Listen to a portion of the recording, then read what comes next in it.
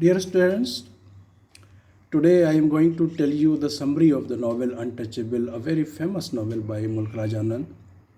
Untouchable is a very famous novel written by Mulk Anand, one of the pioneers of Indian English novel. It was published in 1935. It gives the account of the incidents that take place in one day's life of Baka, the protagonist, the hero of the novel. The novel shows the pain, plight, and predicament of the poor people, especially the untouchables. The age-long injustice and humiliation meted out to untouchables is the theme of the novel. The setting of the novel is laid down in the town of Punjab, Bulandshahr. The writer takes us in the colony of the outcast in the beginning of the novel and shows one-room mud house of Lakha, where lives his small family. He is a widower but gifted with two sons, Raka and Lakha. Lakha is the eldest one, and a very beautiful daughter, Sohini. He is the Jamadar of all the sweepers of the town and cantonment area. Baka is young boy of 18 years and gifted with a strong physique. He is able-bodied. He has been working on probation in the barracks of the British regiment for some years. He is highly enamored of the life and the style of the white people. The Tommies, private army of British, treats him very well. He has two friends, Chota, the leatherman's son, and Ramcharan, the washerman's son.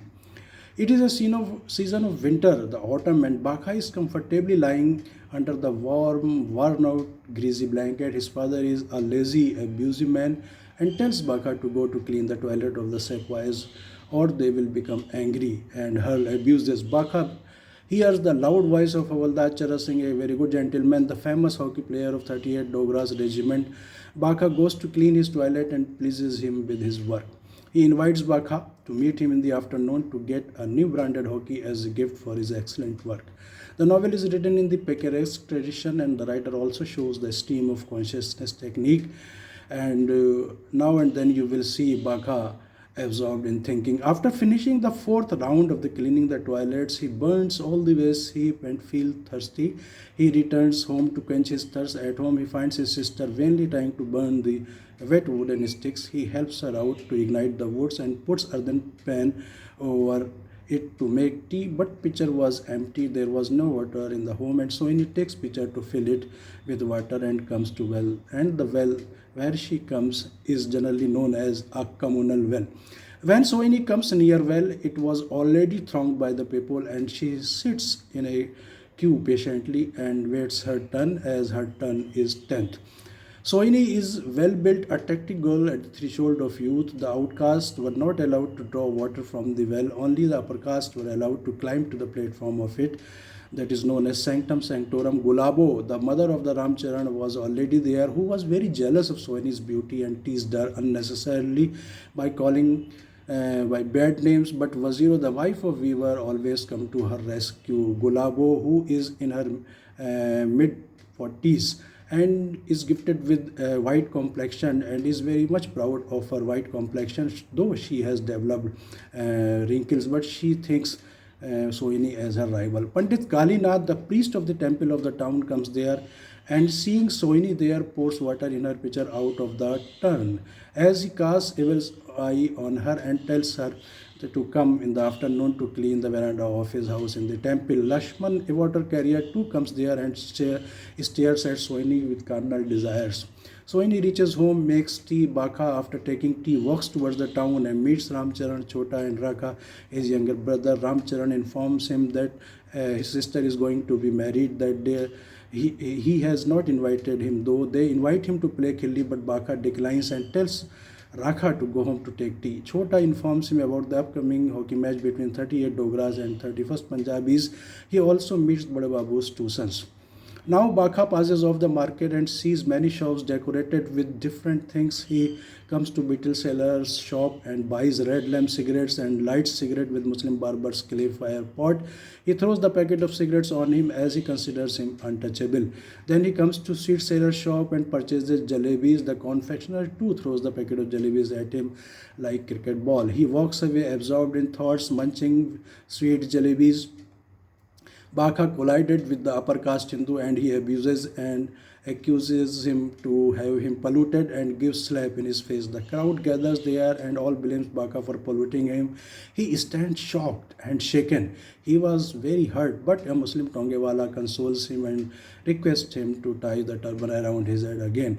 Baka now comes to the temple and looks inside. He hears the chant Ram Ram Shri Ram Narayan. He is touched by the chants and thinks about the worship, but he hears the shout polluted, polluted, polluted. He sees a priest turning in the courtyard, and behind him he sees his little sister Sohini crying. She tells Baka that priest invited her to clean the temple and began accusing her of polluting him with her touch. Sohini claims that he sexually attacked her by grabbing her breast while she was cleaning the toilet. It was only when she rejected him that he began accusing her of polluting her by touching. Baka tells her to go home and full of rage returns to avenge, but priest was not there. Baka enters a narrow street and begs food from the houses for the family, and after humiliation he gets food. He is increasingly disappointed with the humiliation he receives from the upper caste people while begging food, and when he returns home he tells his father the incident that took place in the market about the upper caste Hindu who hit him in the face after the collision. His father pacifies him that all upper caste Hindus are not that bad and reminds Baka that when he was in childhood and fell seriously ill, it was Hakim Bhagwan Das who saved his life, and all Hindus upper caste are not that bad. Baka attends the wedding of the sister of his friend Ramcharan. He was not invited in the marriage, though he thought that he is going to see her last time and remembers childhood marriage game that he played with her. Ramcharan opens the handkerchief filled with laddus. Baka tells him to throw laddus at him, and the friends ask him the reason for his strange behavior. Then he tells his friends the story of the man hitting him. One of them opines that they take revenge on the man. Baka considers it, but he understands that he will only get himself and his family in trouble if he avenges. He says that he is an outcast and to bear the humiliation is his destiny.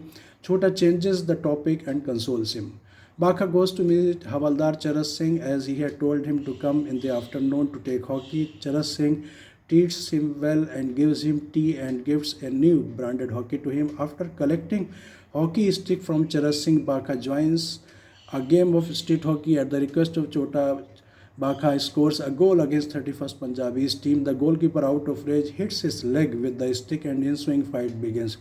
During the game, a fight begins and the two teams throw rocks at each other. One of the bat throw from Ramcharan hits a little innocent boy in the scale standing nearby. Baka picks him up in arms and carries him to his mother, who recognizes him as a street sweeper. Even though he is trying to help the boy, she rebukes him and accuses of polluting her son. When Baka returns, Lakha becomes furious and abuses him for being away all the afternoon. He kicks Baka out of the house. He felt neglected and he said, absorbed in thinking. He met Colonel Hutchinson, chief of the local Salvation Army. He is Christian missionary who converts people to Christianity. He tries to convince Baka about Christian teachings and gospels, but Baka doesn't find interest in them. Baka makes his way to train station where he hears that Mahatma Gandhi is coming there to address the people and hears the slogans Mahatma Gandhi ki jai. Baka stays until Gandhi arrives. Gandhiji coming from there to address the people.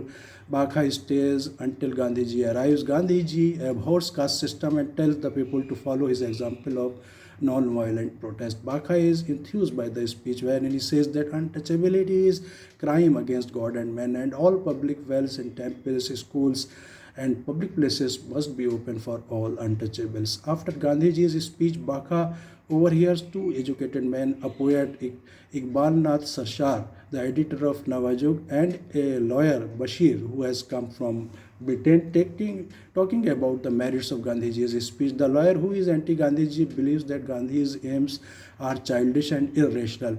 Long-standing traditions can't be overturned or taken back, and he believes that the caste system will prevail despite protest for reform.